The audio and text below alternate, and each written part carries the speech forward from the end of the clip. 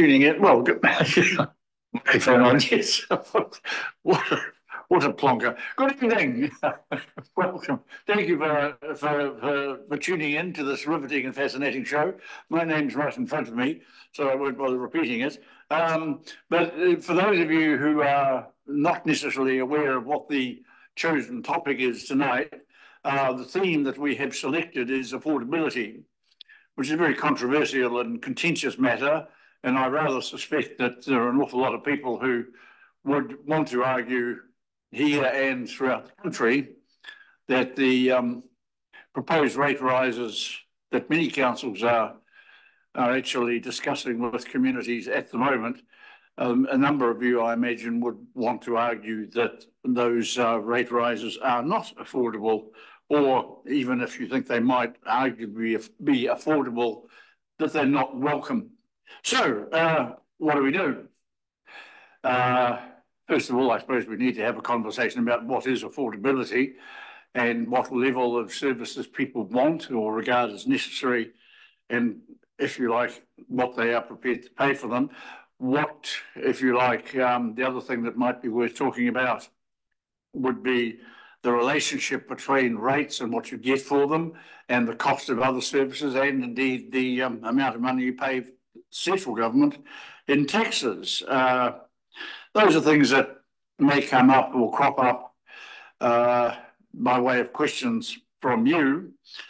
If not, I do have one or two pieces of information, some of which I've made up. No, it's not true.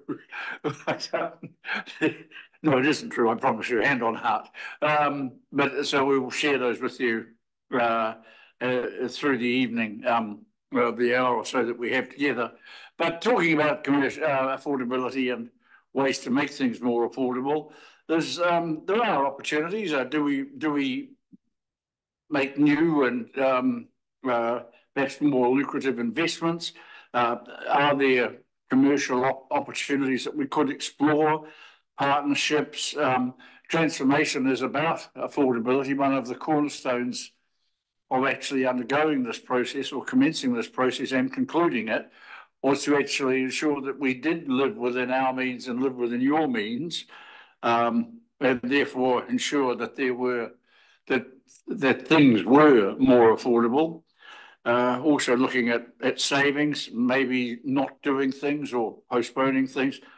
There's a range of options, and there are options that we have been talking about, and we have been talking about with you in this year's enhanced and annual plan. It's not a normal annual plan. There's more to it than that, and we're asking some pretty fundamental questions in there about ways that we might actually develop new revenue streams and so forth to actually address the issue of affordability. So your questions obviously will shape where we go from here. And I'm fortunate to have with me two very, very, very gifted, hugely, enormously talented young people. This is Mr. Paul Hope, who I advised is officially described as supreme commander of the universe. In fact, he basically runs everything, or nearly everything, don't you, Paul? No. And this is our CFO, Chief Financial Officer, Amanda Nichols, and she's very good and quite scary. And anytime anyone asks her anything at a council meeting, bingo, snap, she knows the answer. And anytime anyone asks Paul a question, bingo, snap, he says, check with Amanda. So we're pretty much on top of things at this stage, aren't we? Certainly are. Right. Do you want to say hello to our millions of viewers? Well, hello, millions of viewers, if that's the tone of the conversation we're going for. Well, we want a decent audience. We don't want to end up like News Hub and get cancelled. Right. Do we have any questions at the stage? Mandy is taking questions online, so we'll see if there are any that have come through. Thanks, Councillor Hopkins. We do have a question that's come through from the listeners so far. So one of our listeners has put a question out there. The transformation project was supposed to lead cost savings in long term. What approximate cost savings have been achieved to date, and what cost savings are projected in the next 10 years? Right. So transformation, for those of you who didn't hear Mandy repeating the question, it was that transformation was intended to achieve cost savings, what cost savings have been achieved to date, and what cost savings are expected in the next 10 years. Well, I think I'll answer the first question to the extent that I think I know the answer, and I'll then double check with Paul and Amanda if I'm correct. I don't think there have been any cost savings to date because the transformation program has not been implemented. It's on the cusp of so being, but it hasn't happened yet. I'll check first of all with Paul and Amanda to see if that's their assessment as well. Yeah, that's correct. Thanks, Jim. Yeah, I mean, the transformation process is still in progress. It's reaching a pretty critical stage over the next couple of months. And then once that's through, we'll be able to, I think, quantify the potential savings and really reflect those in the long-term plan that we'll be preparing and engaging with for the 25 to 34 year period. But really until then, and until it's fully quantified, we can't give much more of an answer than that. Yes. Now, I think, Amanda, do you have any, are you able to shed any light on the other part of this question, which was what are the anticipated cost savings over the next, in the next 10 years? By the way, it's difficult to know the answer to that, whether it's cumulative or incremental, if you see what I mean. So we might have a go at answering it either way to the best of our ability, although I rather suspect that the answer will be it's quite difficult to tell at this stage. Would that be a fair answer, do you think, Amanda? Yeah, that's a fair answer. Yeah. It's something we'll be working on over the next 6 months as we lead into working through our long-term plans. So obviously that's our 10-year budget, and that's a chance to see, to start put all these plans into action, and we'll work out. It's going to be a staged program. It's not going to come to a clear end and have cost savings as of that date. And so, yeah, it'll happen over the next 10 years, and you'll see that coming through us in our consultation on the 10-year plan. I think what Alex Palmley has said to us, and he cited his experience with similar processes in the UK, a lot of the investment is in technology that will in fact save money, and may mean that we don't need necessarily to employ as many people, or perhaps better put, we don't need to increase the number of people whom we employ as much as we may have in the past. So there's significant savings there. And the spend on transformation is intended to deliver outcomes that are actually greater than and deliver a higher monetary benefit than the cost. In other words, it's not being done for its own sake. The money that's being spent is being spent in order to achieve savings, isn't it, Paul? Amanda said, yep. Well, but I mean, that's one of the objectives, but not the primary objective. I mean, the primary purpose of transformation is actually to, I think, change the relationship that council has with the community, so that we're more engaged with the community and like really have a better understanding of the mix of services that we need to deliver to meet changing community needs and be able to respond to them a lot quicker.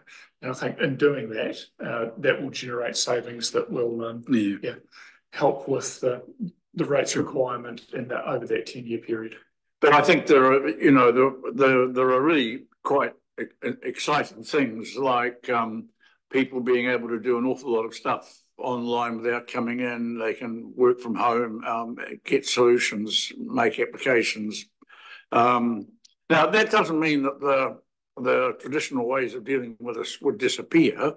It simply means there'll be a whole lot of newer options that are actually that mesh with the digital lifestyles of people like the digital natives, these young people beside me. I mean, I'm a digital dinosaur, but they just have cool and groovy. They've got Space Invaders going on their phones and everything. Haven't they? Right. Next question, please. So comments come back from one of the listeners saying surely a cost and benefit analysis would have been done prior to the implementation of the transformation project.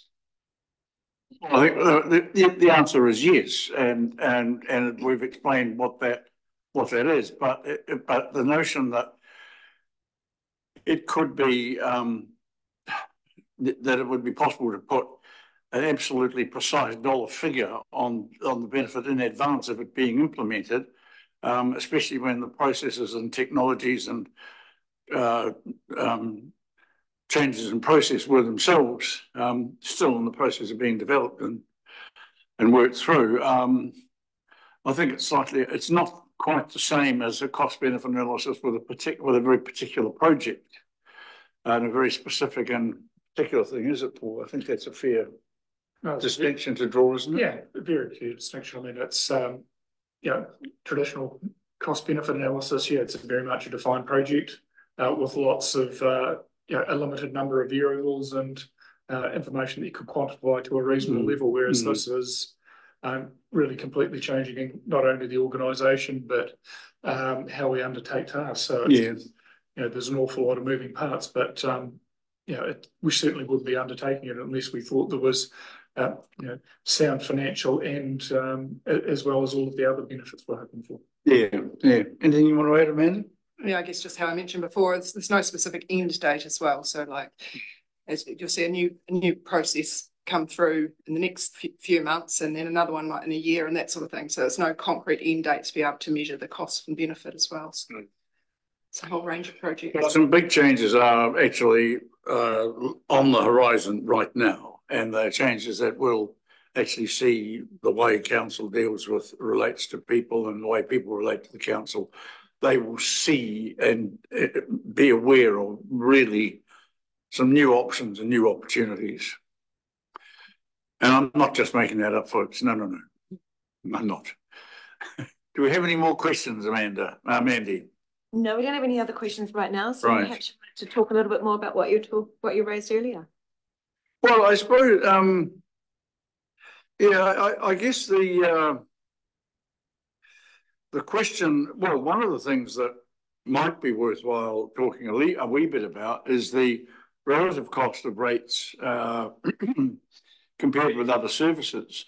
Now, it so happened that Local Government New Zealand has done some work on this and shared this information as recently as last week with councils and councillors. And yes, rates are an impost. You have to pay them. They're compulsory. But it is possibly worth comparing or looking at what people pay by way of rates and what they pay in tax.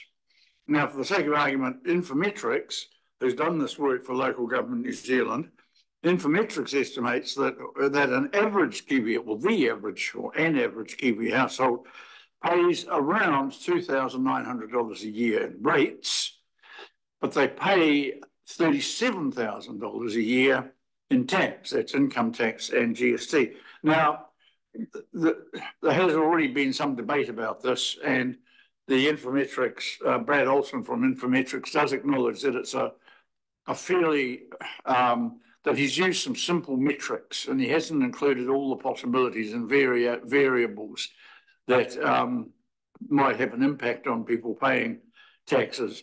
But he insists that basically if you work out GST on the average household spend, and you can get those figures from Stats NZ.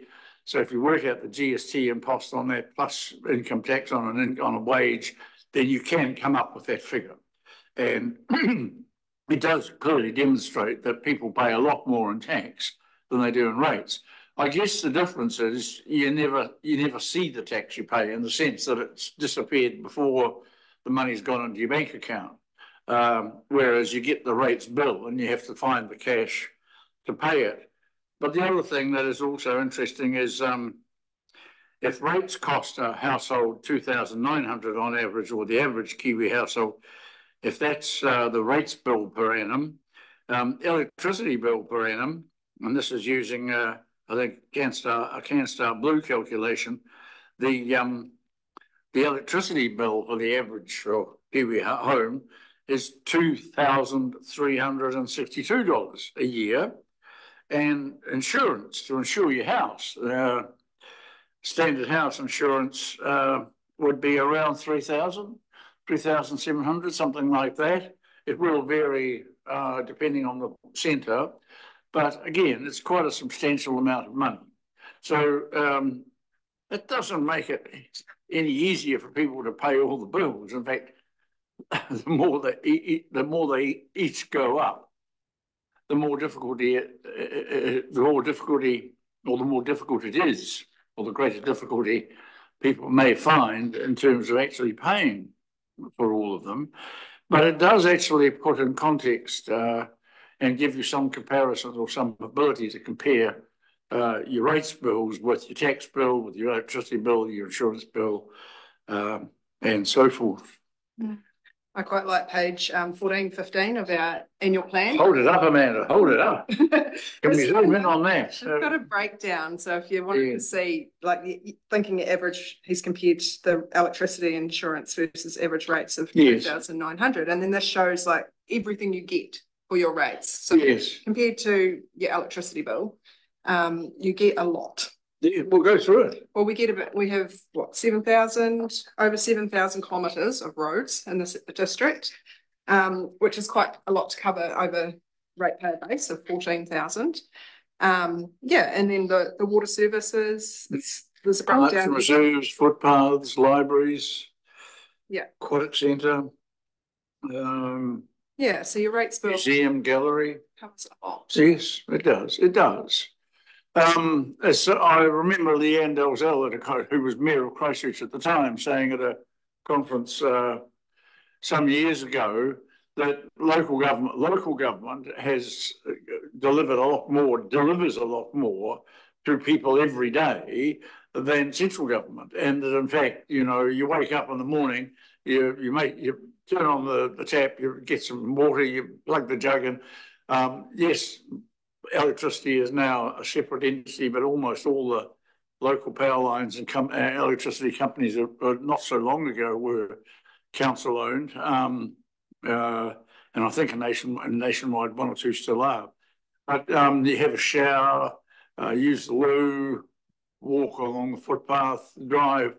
All of those things are services that your rates pay for and your council provides, and that all of that's happened before you encounter, say, a teacher or a policeman or somebody who might be employed or funded through your tax bill or your tax payments. So I think one of the things that is worth thinking about is that, yes, rates are an impost. Yes, you've got to pay them, they're compulsory, but they do deliver a pretty wide range of services. And I guarantee if you just sat down and made a list of right now, you could probably write down 5 things you really enjoy using or getting benefits from that actually are paid by rates.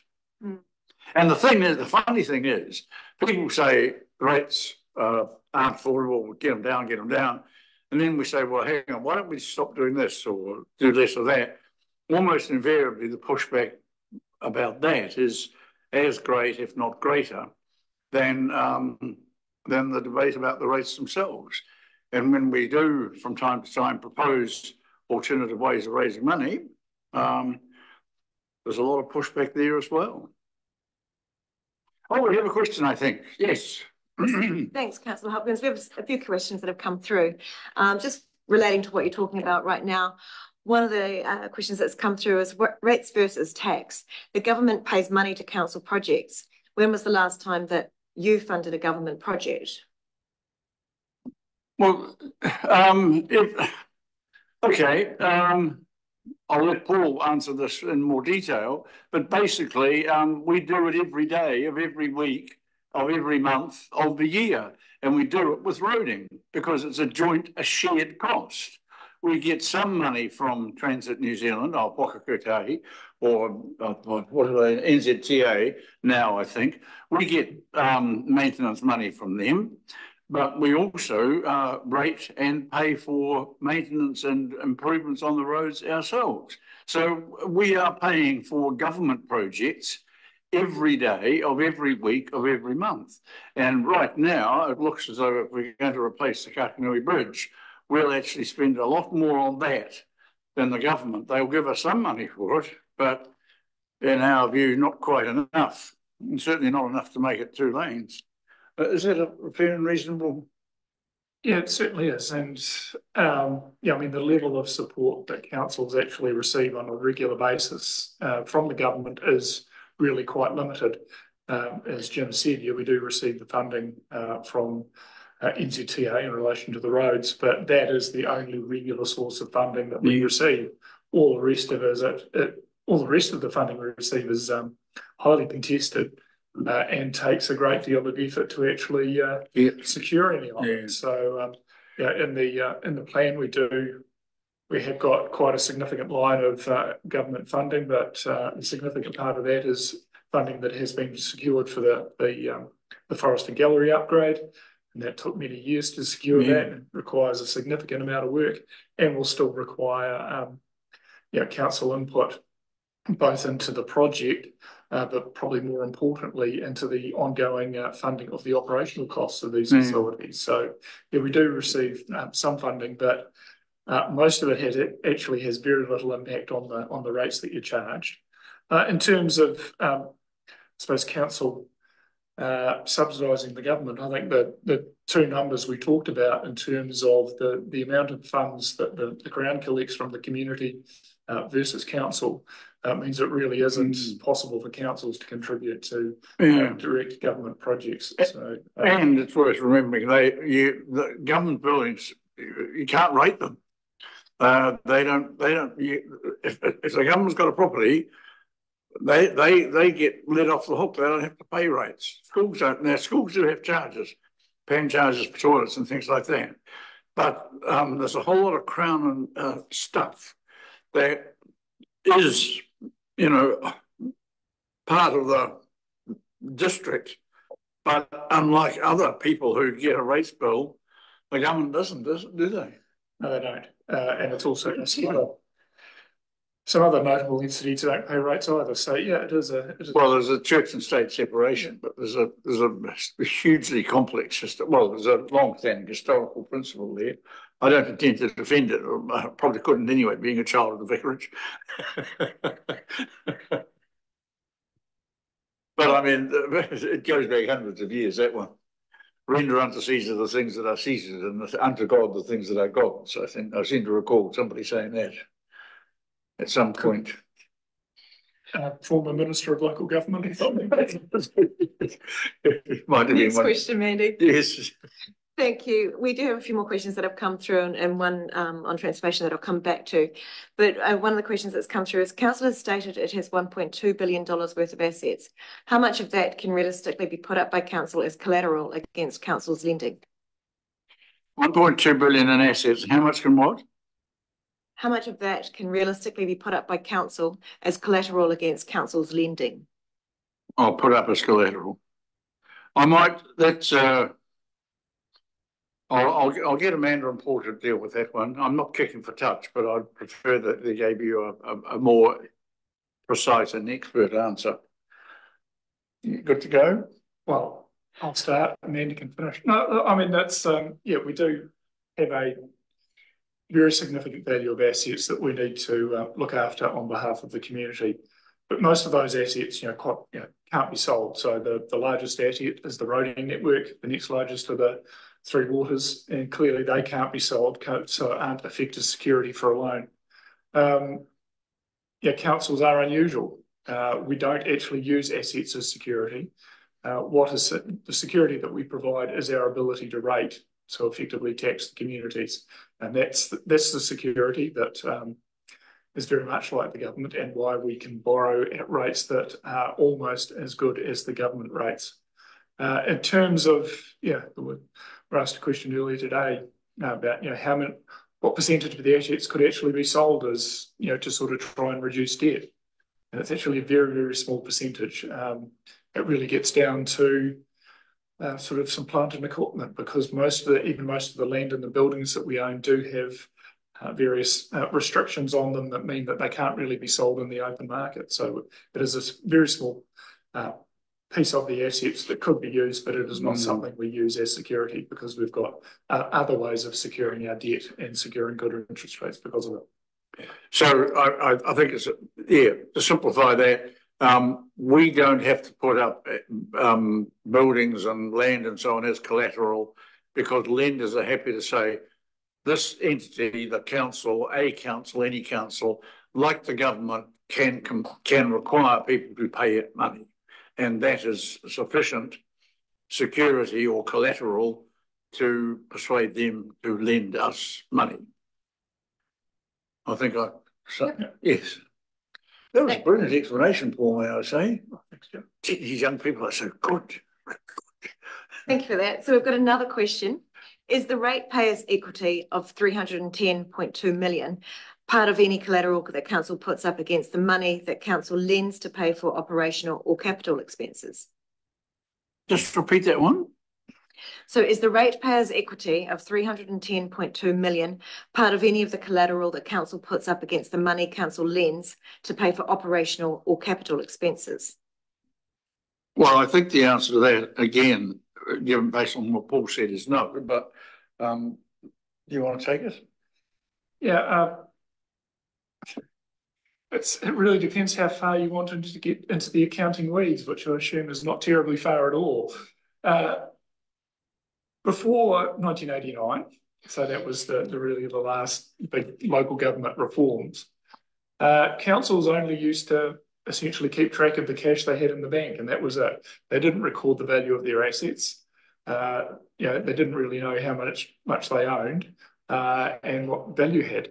So when council did need to recognise the assets, essentially that's what created the ratepayers' equity. So it's just a notional amount that represents part of essentially the wealth that we're looking after, and that really hasn't either been collected from the community or generated by the increase in the value of the assets that we do look after. You want to add anything, Amanda? I guess ratepayers' equity is just as a portion of our total equity as well. So there's the revaluation reserves and other reserves and some special reserves that we hold for a purpose in the future. So you've got to think of the whole equity as a whole, and that's the value of the council. So ratepayers' equity is just a portion of that. Thank you. So I do have a couple more questions here. Right. One maybe quite specific.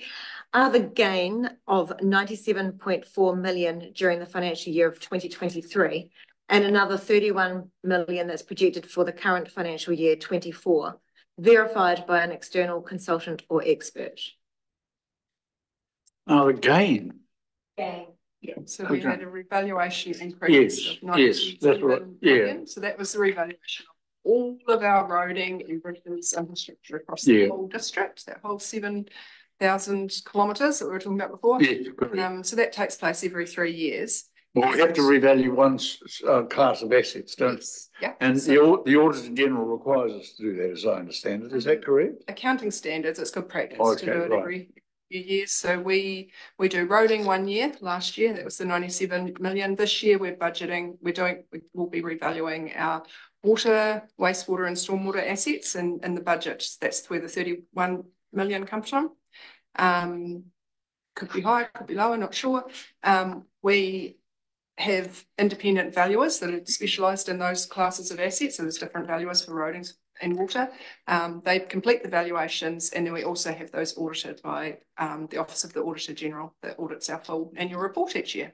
And I probably want to sort of throw in a word of caution here, since we're talking about affordability, and oddly enough, some of these questions cover other financial aspects or matters.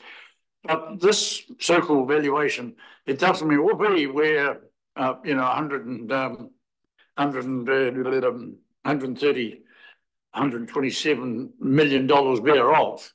What it actually means is that if councils are legislatively required, the Shipley government brought this in, we are legislatively required to actually set aside a certain amount of money every year to actually build up a fund so that when in, let's say, 20 years' time, we have to spend 50 million or 35 million on a totally new or much expanded and increased, improved facility of some sort, let's say a sewage treatment plant here in Oamaru for the sake of argument, and rather than have, you know, in 20 years' time, a massive $35 million bill suddenly land on everyone's laps in 1 year, the theory is you put a bit aside every year so that come the time to pay it, it's already there in the bank and you just write the check and bingo, off you go. That's the theory of it. You can decide in certain instances that there are some things that you won't set aside money for because if they do go, if they're lost, if they disappear, they won't be replaced or they won't be replaced in the same form. So what the additional $97 million, for the sake of argument, in the value of our roading means, it actually means the rates go up because we have to actually rate a bit more for depreciation to fix the roads and to do the work, especially now that some of the roading costs are up 25, 30%. So if we want to actually keep on looking after roads to a certain standard, and I know there's a debate about the standard, and that's an affordability issue in itself, but if we want to actually have the money available to do the work on the roads to maintain them at a certain standard, then we actually have to rate more each year to have that sum in the jam jar or the kitty under the mattress, whatever financial image you want to use, ready to pay the bill when the time comes. So it's not quite a whoopee, we've made it, we're worth more. Actually, what those revaluations mean is we have to pay more, don't they? Yeah, it does. But I mean, why the government introduced this was to really, you know, council just looks after these assets on behalf of the community. Yes. You know, we don't have a personal stake in them. It really is, you know, about the services that we use those assets to deliver to the community. So as the government thought it was important that communities understood how well those assets are being looked after, and that really is reflected in the value of them. So, and as Jim explained, part of that is actually recovering costs, sufficient funds each year to cover the costs and make sure that the assets are well maintained and well looked after. And there is a historic reason for it as well, because prior to the big amalgamation in 1989 that Paul talks about, an awful lot of councils, and I know because I was on one, had left a whole lot of really important stuff, and basically it was invisible, it was under the ground or whatever, and they'd just essentially forgotten about it. And over time, with different use patterns and heavier transport and vehicles going over old sewer lines and so on, there was a huge amount of deferred work that needed to be done, and an awful lot of councils didn't have the dosh to actually do it. And so central government at that point said, put aside some money every year just to be ready to actually get some of these things and to avoid these massive spikes in cost that are the result of deferring maintenance and not doing work when it needs to be done. Yes. Thank you for that. So we do have a couple more questions that have come through, but one that came through earlier when we were talking about the transformation program, and the question came in just as we wrap that up, but is there actually a $4 million transformation budget? Is there a $4 million?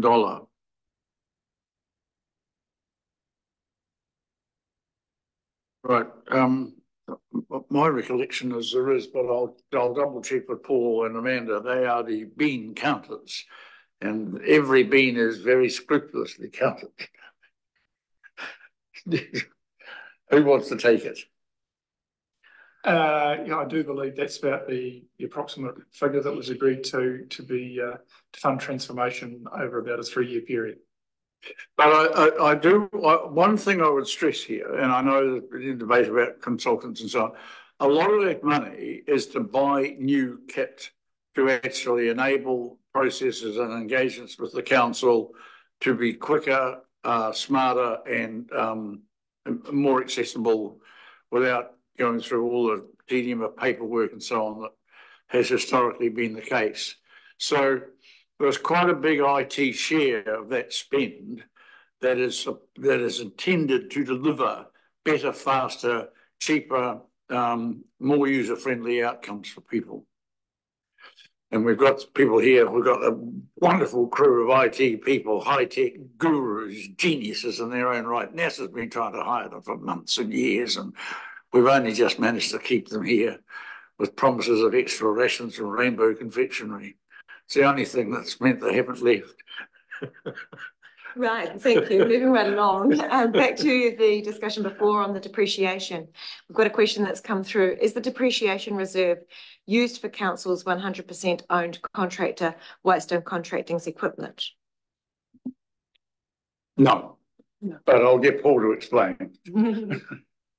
As sort of was indicated in the answer, yes, council does own Whitestone Contracting, but it is a separate entity with its own separate funding sources, its own board that makes the decisions about how they fund equipment and how they replace it. So really the only contribution council makes is through payments we make to Whitestone for contract work that they've secured.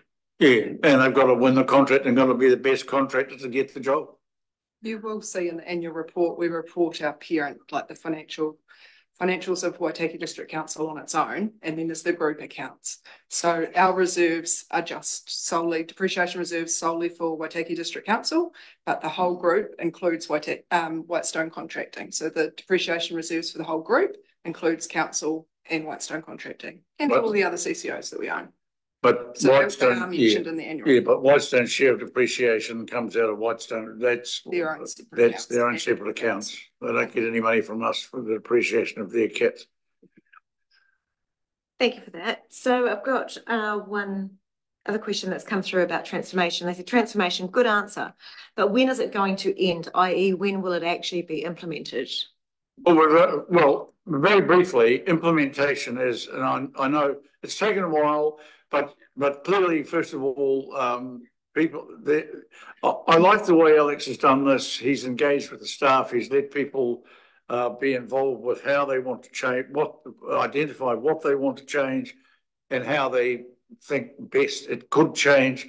But essentially, we're on the cusp of pushing the button and tripping the whole process. That's a fair?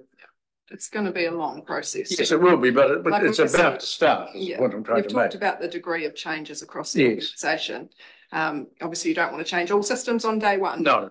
And we don't have the resources to do that. We want everything to be as smooth from the public's perspective and for staff and everybody that deals with the council as possible. So we're kind of doing it in a stage approach over the next few years. So you'll see different things change as you come into the front desk. It'll look different. And then there'll be some internal changes that you won't be aware of, but hopefully your dealings with us will be a lot smoother over the next year or two. I feel like a cart horse has just been reined in. The man is saying, hey, it's anything on. You have to be careful about this. It's not going to be a growing new world in 2 weeks' time. But what I'm trying to say, and if I've said it badly, I apologise, and that's all down to me. My understanding is that the process of beginning the transformation and implementing the first stage of the transformation that will transform the council and relationships with people, that is about to start. It's been signed off, and the decision to push the go button has been made, has it not, Paul? But I think you're going to formally be the pusher of the go button, are you not? No, Jim. I mean, there's a reason that we're talking about transformation rather than just sort of restructuring the organisation. One is, it has a definite start date, a definite end date. The whole idea of transformation is it changes really how you view the world, how you engage with the public. So it will never be over, but we're not saying, on this date, everything's changed and nothing else is changing going forward. How do we have sort of a mindset that allows us to pick up new ideas and actually embrace them and And that's the big thing. It's a change in mindset, not a change in structure. Well, the change of mindset is going to be expressed in and through and result in a change of structure. Yes. But that's not the destination. No, indeed. Yes. Yeah. Gosh, you're good. So thank you. There was a follow-up comment to that, and I think you may have answered it earlier, but a few years, crikey, all that money, and you've barely scratched the surface. How much more money can we expect to spend? Well, transformation.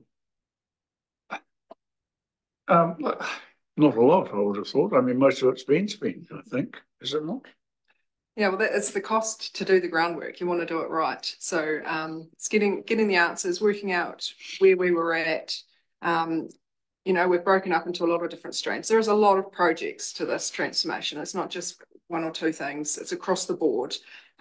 We've heard complaints from the public. We've heard issues internally. We heard drop boxes of all sorts of ideas. So it's been a long process.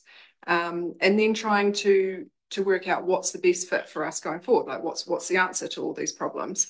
So it does take time to get all those ducks in a row before we can push go. So that's where your cost goes. And then when we start making these changes, the cost should decrease, and we'll start to see the cost savings. Benefits, yes. And the savings, yeah. Thank you for that. So we have another question that's come in. Federal government financial assistance and grants, etc., appears to be very optimistic in the plan. What happens with projects that rely on that assistance if it doesn't come through? Well, there isn't a federal government. There's a central government. The question here is, yes, how, this is also a question that I think was raised or wasn't raised at one of the community meetings, but raised subsequently by somebody who was there. How realistic are the government grants and subsidies, and what will happen with the various projects financially supported fully and in part by them? For example, the Forester Gallery development fully at 7.6 mil and curbside collection service implementation. Well, that's by no means resolved, determined or decided. So, and I think the funding for that at the moment is coming from the Waste Minimisation Levy. I stand to be corrected on that, but I think that initial money is that, and when it looked as though we were going to have to do it, then we needed to actually start doing some preparatory work. That is to say, look, the previous government had said every council in the country, including those who don't at the moment, must have its own council-operated curbside collection for food scraps, and I think recycling and so on. It looks as though that it's unclear at the moment, but it doesn't look as though the new government has said officially, decisively, emphatically, yes, that is, we agree with the previous government and you must do it. So at this stage, we're all a bit up in the air, but that money's been sorted, that's covered.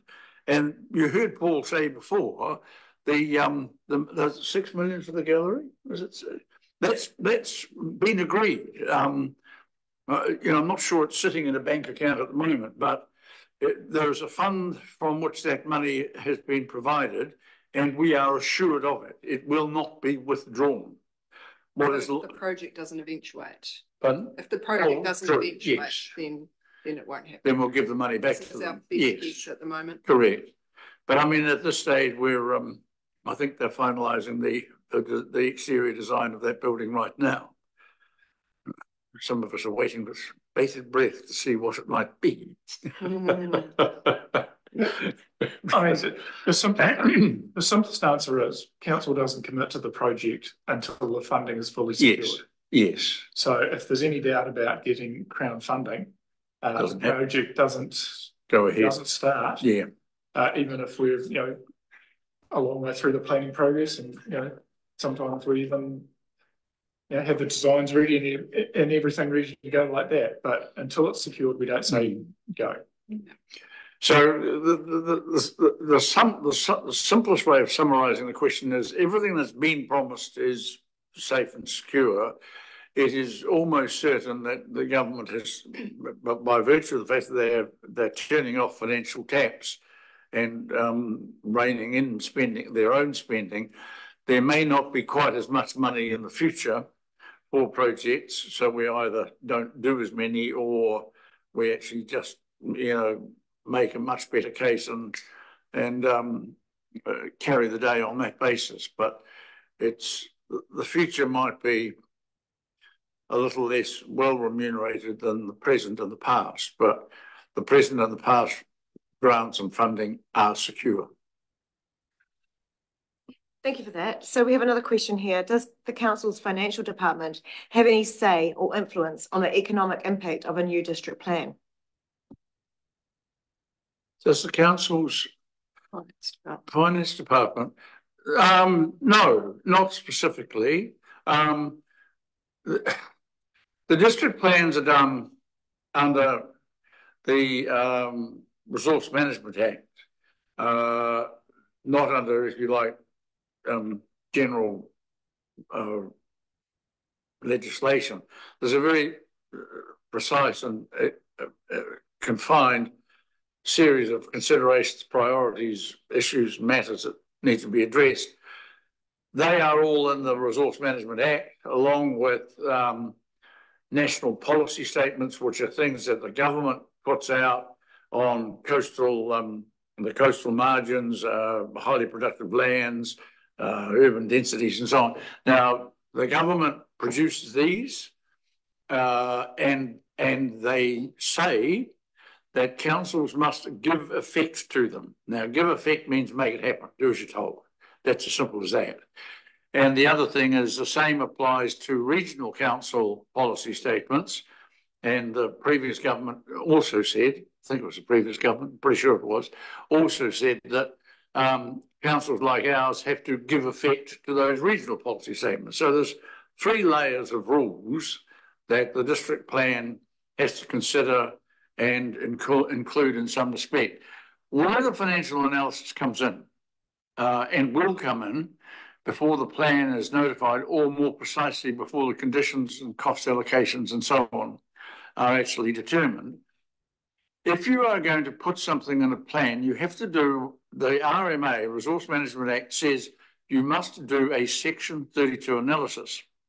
And what that says, basically that analysis, which needs to be published and included along with your plan, needs to say, we've looked at all the options. We thought about doing this or this or this or this. And we have decided that solution B is the best solution, and it will deliver the best results and be the most affordable and the like. So there will be an economic analysis, and the planning department has told the district plan review subcommittee that in areas of contention, sometimes you might get a landscape assessment that from a landscape architect that doesn't take account of the economic impacts or consequences, but they must be considered and taken into account and influence the ultimate wording and shape and nature of the plan before it is notified and adopted. So no, in this instance, Amanda and Paul won't specifically influence or determine what's in the plan. They may well give us advice as to the impacts they may perceive in terms of, you know, how a particular set of policies might affect the rating base or so on. But quite apart from any information that would come from them on that basis, there is a very specific and precise and exact assessment tool which would include assessing economic impacts built into the process. And it's a Section 32 analysis of all the decisions in the plan. Here endeth the lesson. I rest my case. Do you want to add anything to that, Paul? Oh, there's nothing I could possibly add. Oh, just what about you, Amanda? No, Thank you for that answer, Councillor Hopkins. So we have a couple more questions that have come through. So back to the transformation conversation. So an additional $4 million spent on operations to improve. Is it realistic to expect $1 million savings in operational costs as a result of the transformation? Or what is the annual savings target for this $4 million investment that can be expected to be passed on to ratepayers for their investment? So I think, you know, we've answered that question as much as we can. So probably can't give any more of an answer than we've already given. So we have at this stage, there is no exact figure I anticipated. I would come back to the point I tried to make before, which was that a lot of the spending is not on, meetings and new logos. None of it is, in fact, but a lot of it is on kit. It's on upgrading software and hardware. It's about buying programs and systems from people who will, which will enable those who want to do dog registration online at home and building consents and things of that nature the same way, and it will enable internal access that won't involve spending 2 hours going through files and files of paper. So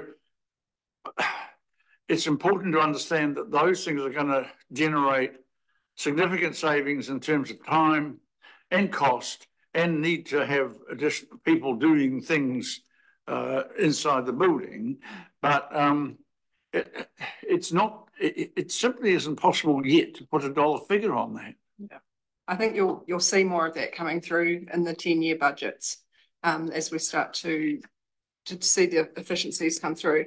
I think the point I'd want to make is that, the question mentioned, is it $1 million savings? In the scheme of things, $1 million savings makes very little difference to this council. Like the size of our capex that we need to spend over the next 10 years is what really counts, and that's what's making these significant rates rises.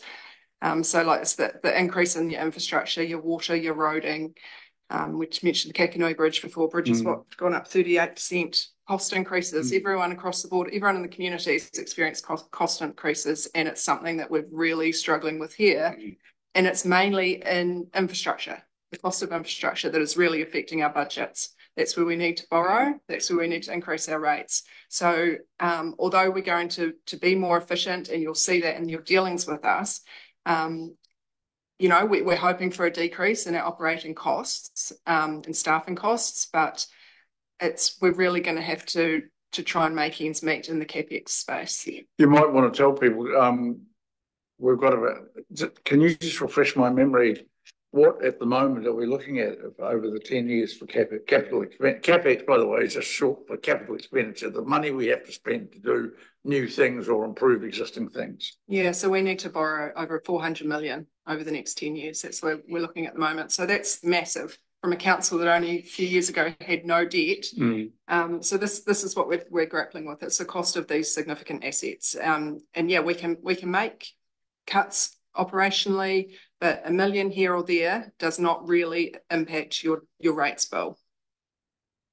A bit, but when you take into account the fact that to do the work that and this is not a matter of wanting to do it, in a lot of cases, upgrades to water schemes, I think we've got $30 million worth this year, mainly because the government's water quality or water standards agency, Te Mata Arawai, is saying, we want this work done and we want it done in this time frame, and we're not interested in actually putting it off. You get on with it. So, and they have powers to require us to do that. I think there's been mentioned at several council meetings recently, the need to upgrade the sewage treatment plant here in Oamaru. And I think that's a result in part of changes in legislation and amendments and rules from the regional councils and so on. Now, these are big ticket items. Our water treatment facility here is due for a major upgrade quite soon, isn't it, Paul? Yes, it is, just because there's always increasing demand for water, and so we need to increase the capacity of the treatment plant. So, I mean, these are things that, simply to, if you like, stay where we are in terms of the services and the quality of all the standards, and to meet the expectations and requirements that are being imposed on us and all councils by central government in some areas. That's what that spend that Amanda talked about is all about. It's not about, fancy stuff and the sort of, it's more need to have than nice to have. Thank you for that. So we've got a question here that's come through regarding heritage grants. Apparently, there is not much uptake from the heritage grants application. So are you going to reduce the amount that's available and forgive some of the amounts that need to be repaid, as this has been touted? I'm not sure that's correct. There is a heritage fund. Councillors sit on the committees that actually consider applications for that fund.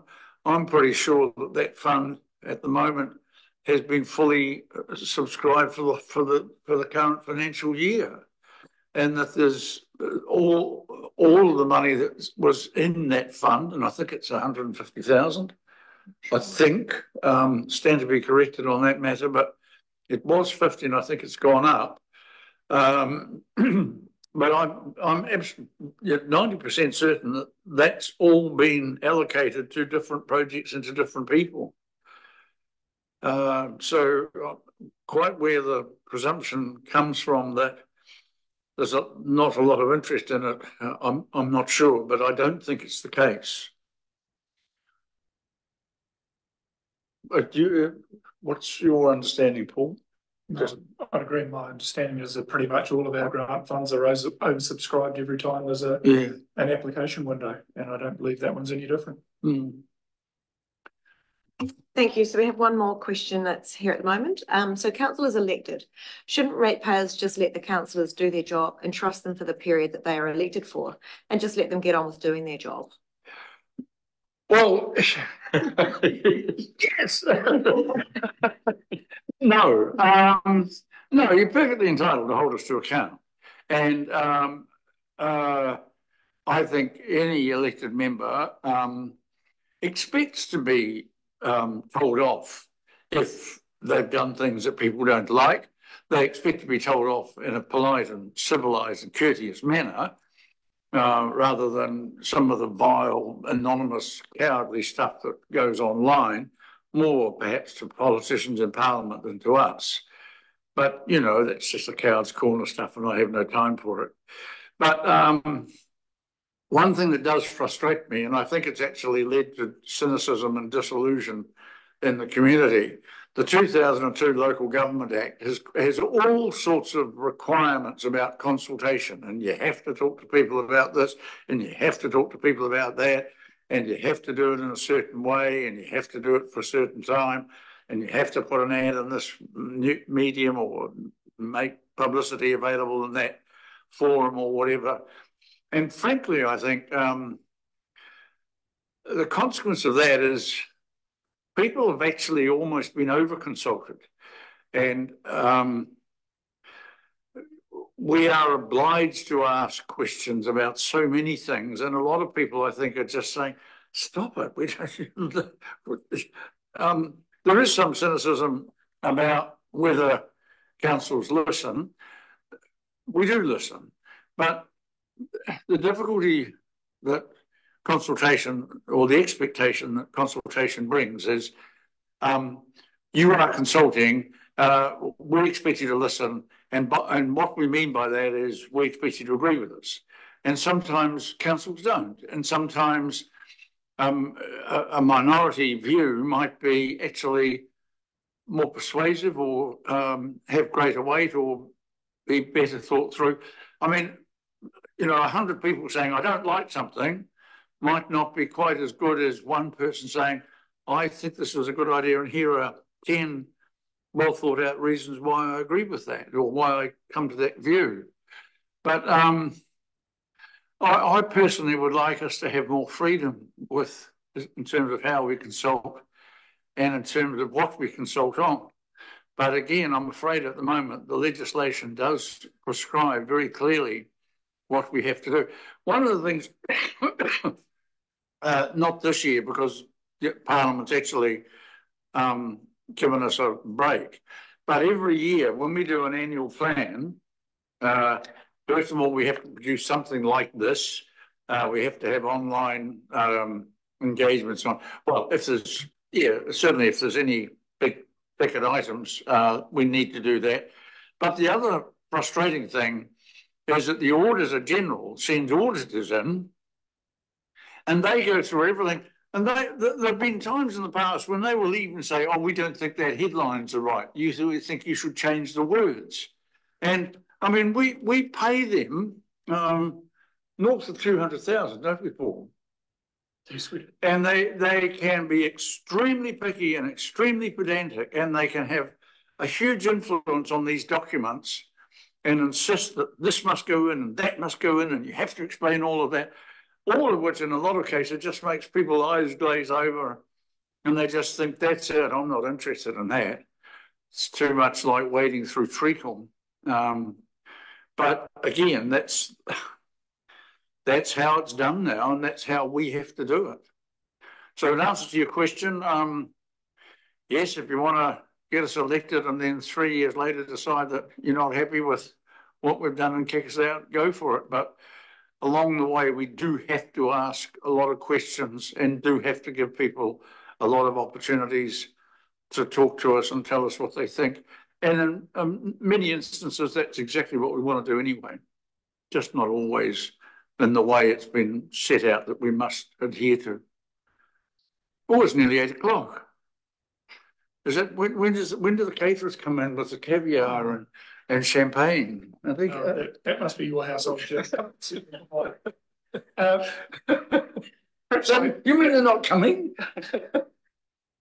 I might add a wee bit to that. So, okay. Clearly not an elected member, but certainly have a view on these things. I mean, one of the enjoyable things about working in local government is that the elected members, really do stand for the, let's be frank, the purest of reasons. They don't stand as part of a political party. They stand because they want to serve their community.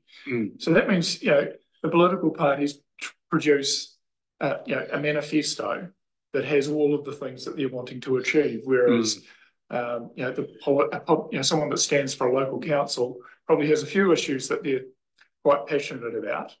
But generally are pretty open to the ideas about how the community can be improved. So to really do that, it does require some degree of feedback. So, I think not coming in with a very fixed agenda and a very stated plan, I think really does allow the community to have far greater ownership of the direction you go into. So Jim was perhaps being a bit modest, but I think that's certainly my experience. That it's trying to come up with the best solutions for the community, and that's what we provide advice on, and that's what the decision-making criteria that I think the councillors are very good at following on with. Yeah, and Paul's right. We don't get it right all the time, but by God, we try to. Amanda, what do you want to say? Anything? Something? Nothing? Anything to add to that? Is there any more questions? Yeah, we've just got one comment and one more question, which may be a bit specific, but one comment came through in response to Councillor Hopkins's response before. Councillor Hopkins, will you stand for the Corridor Ward next election? And then the other question that we received is in response to the earlier question regarding the Heritage Fund. They just received annual accounts for the OWCT and note that they don't have to make any repayments this year for the heritage grants or loans. So are the ratepayers funding that? It's something I might have to get back to. I think that's one we will need to get back to you on. Well, I'm not sure. Well, the OWCT has an overdraft facility with us, and the interest is charged on it, but they also receive, because there is public good in what they do, they receive a grant, which may mean, and I'd need to double check, but that may mean that essentially the accounting will show them needing to pay the interest on the amount they've used from the overdraft facility, but the expenses will also show a grant from us that's more or less the same amount. I see Amanda nodding, so Amanda might want to amplify it a wee bit. Yep, that's correct. No, so but that's not something new this year. That's been happening for quite a long time. In fact, I think almost all of the time I've been on council. And I mean, yes, look, why don't I stand in Corriedale and Waihemo and Oamaru? Then I could have 3 votes on the council table. If I got elected, which I probably wouldn't. And that's all we have for questions for this evening, so I'll leave it to you to wrap. Well, Amanda has just said that that's the last question for the night. So it's a pity that we can't turn the camera around, but we do have some tech people here helping us, Mandy and Sonia dealing with the questions. And I really am hugely grateful for the expert and friendly assistance of Amanda Nichols and Paul Hope. And I hope their answers to your questions just give you some sense of the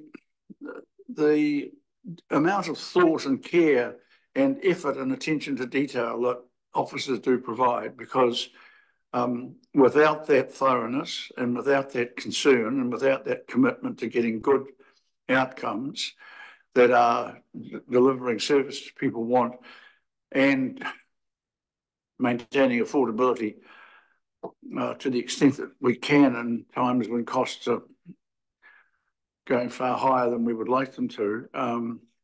I think if we didn't have officers committed to those things, it would be much more difficult for us as elected members to assess things clearly, lucidly, and come to the best informed conclusion.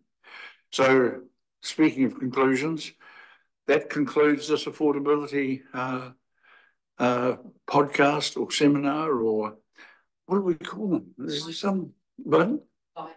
Live stream. I feel so high tech.